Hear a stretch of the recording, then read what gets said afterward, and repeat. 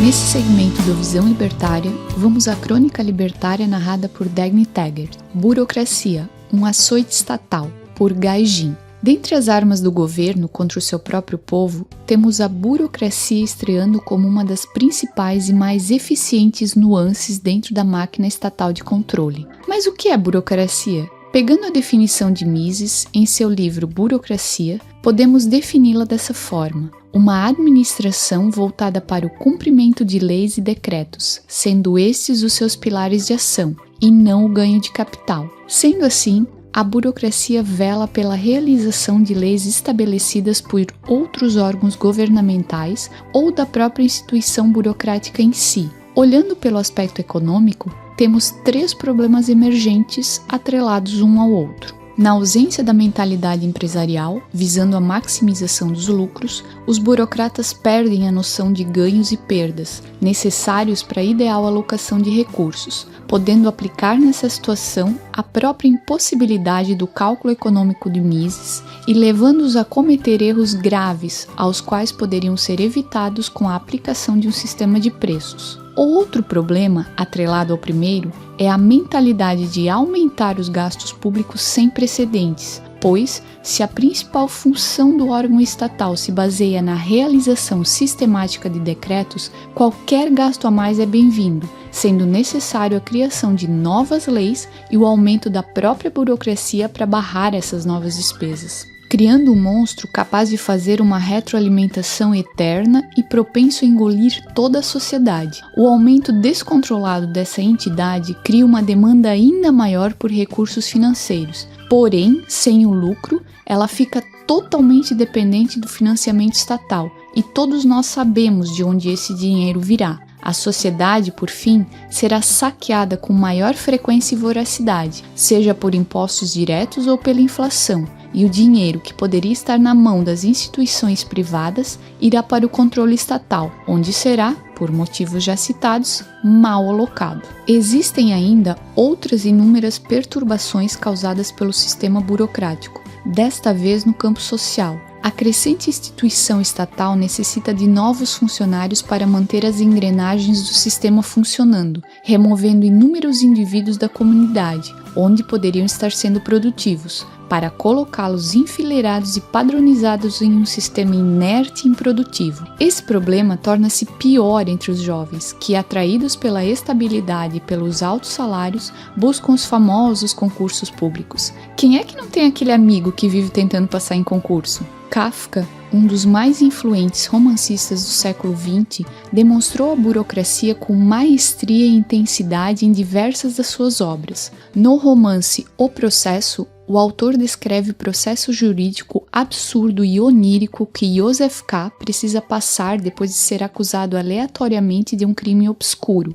Durante toda a obra, observamos características basilares da burocracia, sua imutabilidade, a pompa de seus constituintes sempre cheios de si e que se consideram superiores à plebe que julgam, além de demonstrar a inutilidade de tentar argumentar contra um monstro irracional. No conto Na Colônia Penal, o escritor relata a visita do protagonista para presenciar o cumprimento de uma pena capital. Esta, porém, demonstra-se mais onerosa e dispendiosa do que deveria ser, com a construção de um aparato inútil e com o único intuito de se fazer valer a pena da maneira que o instrutor da colônia deseja. A burocracia também pode ser usada como uma arma de opressão contra o povo sujeito aos caprichos da aristocracia burocrática. A historiadora Hannah Arendt apresenta exemplos desse tipo de repressão em seu livro As Origens do Totalitarismo, quando descreve os governos por decreto. Esse tipo de governança ocorreu principalmente durante o período imperialista,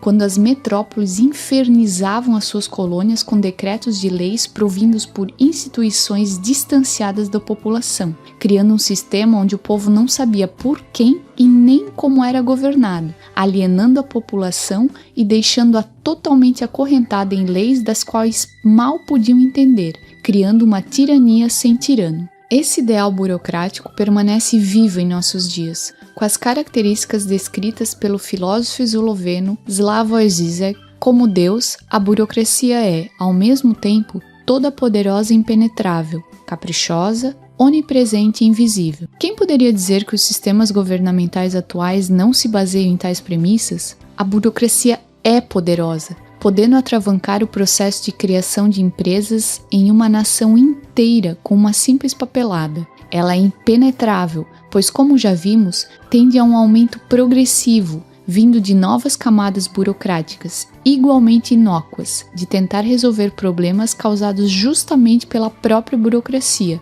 tornando-se impossível de ser reduzida pelos meios convencionais e tragando todos os seus funcionários para uma espiral de caprichos e bonanças, petrificando qualquer mudança positiva na instituição. É caprichosa, pois demanda inúmeros requisitos onerosos sem utilidade alguma, podendo-se quase acreditar terem sido feitos com a simples intenção de prejudicar a vida da população. Onipresente, pois os estados de bem-estar social demandam tal processo multiplicativo, adentrando com seus tentáculos em todas as esferas civis, visando sempre a melhora de vida de todos. E também é invisível. A burocracia não é uma entidade fixa, ela se encontra esparramada e dispersa ao longo dos degraus das instituições públicas, onde cada nível atribui as suas responsabilidades e trejeitos ao andar superior, como em um ordenamento de Kelsen. A invisibilidade do aparato burocrático leva a consequências mais profundas, acometendo a total impessoalidade das leis nesse sistema. Não existe uma figura notória de onde se emanam todos os decretos. Este caos de papéis rabiscados, a complexidade desnecessária surge do próprio mecanismo. A lei escorre dos andares superiores até os níveis mais baixos, derrama-se para os lacaios do sistema efetuarem os seus mandos. Os subalternos vêm-se compelidos a atenderem os comandos, pois a figura de poder encontra-se obscura, mas onipresente, um Deus positivado, basicamente. E desta religião da papelada surgem os atos quase religiosos de fiscais, promotores e outros agentes da lei. Policiais que levam consigo produtos de comerciantes que não se adequaram às lógicas estatais, fiscais gatunos capazes de fechar estabelecimentos inteiros com multas temerárias devido a um formato de tomada. A sociedade vê-se encurralada nos corredores da burocracia e precisa lutar contra todo o sistema para produzir alguma nova originalidade, abrir um negócio ou estabelecer relações pacíficas com outros indivíduos. O sistema é um freio para a criatividade e produtividade humana.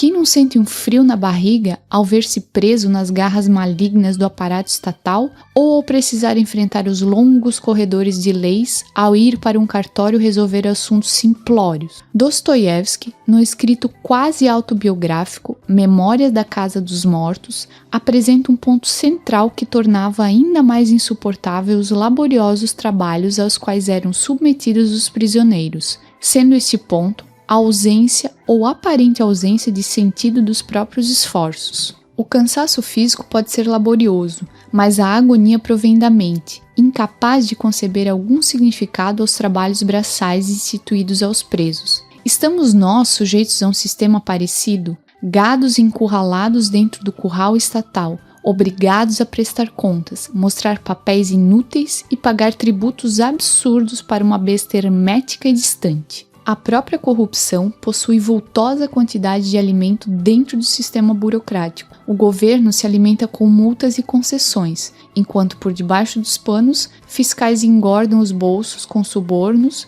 e políticos se utilizam de regulamentações para intimidar indivíduos que lhe neguem o apoio em eleições. A burocracia é uma arma, simplesmente feita para açoitar o povo à mercê do governo.